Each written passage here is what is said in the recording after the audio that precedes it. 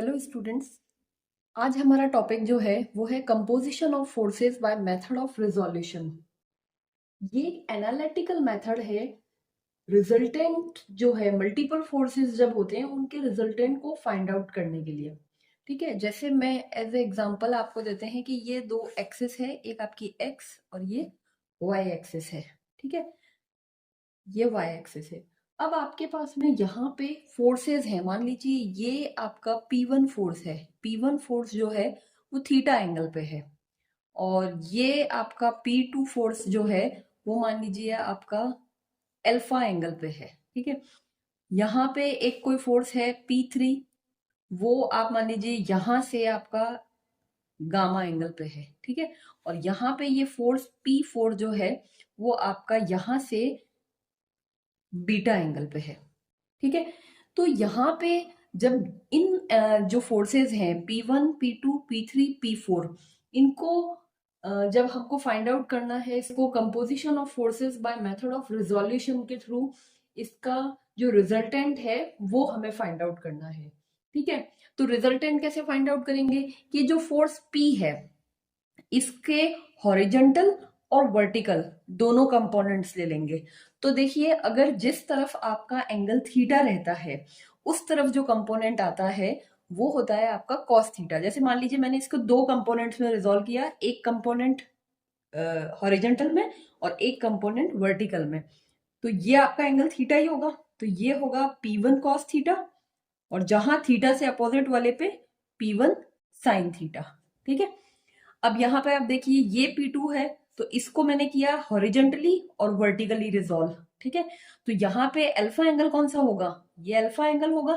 तो जहां पे जिस तरफ एंगल है वहां वो वाला कंपोनेंट जो है वो कॉस होगा, तो ये आपका P2 कॉस अल्फा हो गया। यहाँ पे आपका क्या होगा, P2 साइन अल्फा, जहां पे अपोजिट साइड, जहां एंगल है उसकी अपोजिट साइड साइन अल्फा होता है। अब ये तीसरा है आपका P3। ठीक है, तो अब इस P3 में क्या है, इसको भी आपने वर्टिकली और हॉरिजेंटली रिजॉल्व किया, तो यहाँ पे ये एंगल आपका गामा है, तो ये क्या होगा P3 कॉस गामा, और ये होगा P3 साइन गामा। ठीक है, अब आपका ये जो है इसको आप जब रिजॉल्व करोगे तो आपके पास में ये बीटा है, यहाँ ये बीटा है तो यहाँ ये बीटा होगा, तो B4 कॉस बीटा, और यहाँ पे P4 साइन बीटा। ठीक है, अब हमको क्या करना है, सिग्मा एक्स यानी कि जो एंगल, जो फोर्सेस जो हैं हॉरिजेंटल में है, सिग्मा एच इक्वल टू हम लेते हैं इसमें, तो इसमें एक्स जो है हॉरिजेंटल जितने भी फोर्सेस हैं उनको हमको ऐड करना है। ठीक है, तो उनको ऐड करोगे, उनका जो एल्जेब्रिक सम है वो आपका होगा रिजल्टेंट हॉरिजेंटल में, और एक होगा आपका, जैसे पहले अपन हॉरिजेंटल को लेते हैं, तो हॉरिजेंटल में कौन कौन से हैं, देखिए फर्स्ट है ये P1 cos theta. P1 cos theta, मान लीजिए हमने इस डायरेक्शन को पॉजिटिव लिया है, ये डायरेक्शन पॉजिटिव है और ये डायरेक्शन हम नेगेटिव ले रहे हैं, तो P1 cos theta plus P2 cos alpha. फिर उसके बाद में इसकी बात करें तो ये इस अपोजिट डायरेक्शन में आ गया, तो माइनस P3 कॉस गामा। फिर ये इस डायरेक्शन में आ गया P4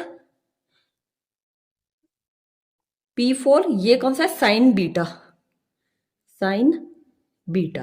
तो ये सारे हॉरिजेंटल फोर्सेस हैं, आप देखिए ये हॉरिजेंटल है, ये भी हॉरिजेंटल है, ये भी हॉरिजेंटल है और ये भी हॉरिजेंटल है, तो सारे हॉरिजेंटल में आ गए, तो इनका जो सम है वो आपका जो है वो होगा सिग्मा एक्स बोलो या सिग्मा एच। अब फिर दूसरा आता है सिग्मा वी, यानी वर्टिकल डायरेक्शन में आप बात करते हो, तो कौन कौन से हैं, फर्स्ट P1 साइन थीटा। ठीक है, फिर दूसरा है आपका ये, इसकी बात करें तो ये डाउनवर्ड जा रहा है, ये अपवर्ड जा रहा है, तो डाउनवर्ड इसका अपोजिट डायरेक्शन में P2 साइन अल्फा। फिर उसके बाद में यहाँ पे माइनस P3 साइन गामा, और ये अपवर्ड में जा रहा है तो माइनस P4 कॉस बीटा। ठीक है, तो इन दोनों का जो सम है, जो इनकी वैल्यूज आती है P1 और थीटा और जो भी है इनके थ्रू इसकी न्यूमेरिकल वैल्यू आ जाती है। तो रिजल्टेंट की जो वैल्यू है R इक्वल टू आपका कैसा आएगा, R इज इक्वल टू आएगा सिग्मा H का whole square plus sigma V का होल स्क्वायर, इनका जो सम है यहाँ पे ये कैलकुलेशन से आपकी जो है R की वैल्यू आ जाएगी। और यहाँ पे आप क्या करते हो, एक डायग्राम बनाते हो, यहाँ पे टोटल आपका सिग्मा H की जो वैल्यू है वो होती है और यहाँ आपकी सिग्मा V की वैल्यू जो है वो आती है। और अब इसमें जो रिजल्टेंट है उसकी डायरेक्शन क्या होगी, ये रिजल्टेंट की डायरेक्शन है R। और यहां से जो अल्फा एंगल है इसकी वैल्यू हम कैसे फाइंड आउट करते हैं, tan alpha equal to sigma y upon sigma x, या फिर सिग्मा y की बजाय हम v ले लेते हैं, हमने v लिया है भाई, sigma v upon sigma h। तो ये अपने पास में अल्फा इक्वल टू क्या आ जाएगा, alpha equal to tan inverse sigma v upon sigma h। ठीक है, तो ये हमारे पास में आ गया। तो इस तरह से जो है हम लोगों को ये वैल्यूज जो है वो फाइंड आउट करनी है।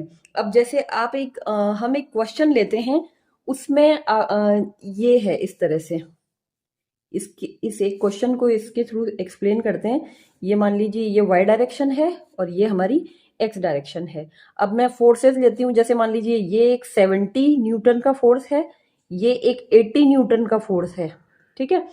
और यहाँ से आपके पास में एक 50 न्यूटन का 50 न्यूटन जो है उसका फोर्स है। ये एंगल बना रहा है 25 डिग्री, यहाँ पे इसका भी 25 डिग्री और ये है आपका 45 डिग्री। तो अब इसको अब हमें सॉल्व करना है, इसमें हमको resultant of forces 3 forces find out करना है, ठीक है। तो कैसे फाइंड आउट करेंगे, आपको फर्स्ट जो है फोर्स कौन कौन से हैं, देखिए आप, फोर्स है आपका एक तो 70, तो 70 किलो न्यूटन का हॉरिजॉन्टल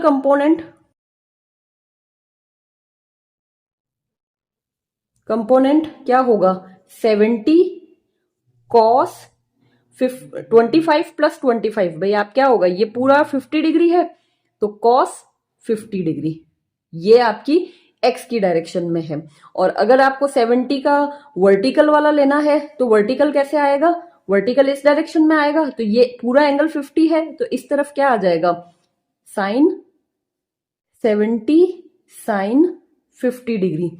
ये है आपका हॉरिजॉन्टल कंपोनेंट, ये है आपका वर्टिकल कंपोनेंट, किसके लिए, 70 के लिए, हॉरिजॉन्टल और वर्टिकल दोनों हो गए। अब मैं यही चीज 80 किलो न्यूटन के लिए करूं, उसके हॉरिजॉन्टल एंड वर्टिकल कंपोनेंट्स हमको निकालने हैं, तो क्या आएगा, हॉरिजॉन्टल कंपोनेंट आएगा 80 25 कॉस 25 डिग्री, क्योंकि ये इस तरफ है और एक्स में ये एंगल इस तरफ है तो कॉस आएगा। और वर्टिकल वाला क्या होगा, वर्टिकल वाले में 80 साइन 25 डिग्री, ठीक है। उसके बाद में हम इस डायरेक्शन को पॉजिटिव मान रहे हैं, तो ये जो 50 डिग्री है इसका भी इसी डायरेक्शन में आएगा, 50 सॉरी किलो न्यूटन नहीं, ये सब न्यूटन में है, ठीक है, 50 न्यूटन। तो 50 न्यूटन में आपके पास में क्या आएगा, इसका हॉरिजॉन्टल कंपोनेंट होगा 50, इस डायरेक्शन में क्या आएगा 50 का, 50 कॉस 45 डिग्री, और वर्टिकल कंपोनेंट जो है वो आपका आएगा, ये नीचे की तरफ आएगा। देखिए इसके जो कंपोनेंट रिजॉल्व होंगे कैसे होंगे, इस तरह से होंगे। तो ये है आपका 50 कॉस 45 डिग्री और ये क्या होगा 50 साइन 45 डिग्री, ठीक है, क्योंकि 45 क्या है, ये है, तो ये वाला कंपोनेंट कॉस में और ये वाला और ये डाउनवर्ड जा रहा है, ये दोनों तो ऊपर जा रहे थे, तो अब ये माइनस का 50 साइन 45 डिग्री, ठीक है। अब मैं एक इंडेक्स बनाती हूं जिसमें फोर्स कौन कौन से हैं, 70 न्यूटन, 80 न्यूटन एंड 50 न्यूटन, ठीक है। तो अब इसका एक्स जो कंपोनेंट है, एक्स कंपोनेंट कौन कौन से हैं आपका, एक तो ये 70 कॉस 50 डिग्री, इसको आप सॉल्व करोगे तो आएगा हमारे पास में 40 आ जाएगा हमारे पास में, ठीक है। 80 के लिए ये वाला आएगा, तो इसकी वैल्यू जो है इसको सॉल्व करेंगे तो 72.5 ठीक है। और 50 के लिए जब आप इसको सॉल्व करोगे तो इसका आ जाएगा हमारे पास में 35.36। ठीक है। अब y कंपोनेंट जो है उसमें क्या आएगा 70 साइन 50 डिग्री, तो ये इसकी वैल्यू आपके पास 53.62, इसकी वैल्यू आएगी 33.81 और इसकी वैल्यू आएगी नेगेटिव में हमारे पास में ये जो ये 50 वाला कंपोनेंट है इसकी वैल्यू नेगेटिव में 35.36। ठीक है। अब r की वैल्यू हमें क्या, आप इसका पहले सिग्मा x या h जो है वो हम फाइंड आउट करेंगे, इनको सब सम करेंगे तो ये कितना आएगा 152.86 और जब इसका सम करेंगे तो ये वैल्यू आएगी हमारे पास में 52.07।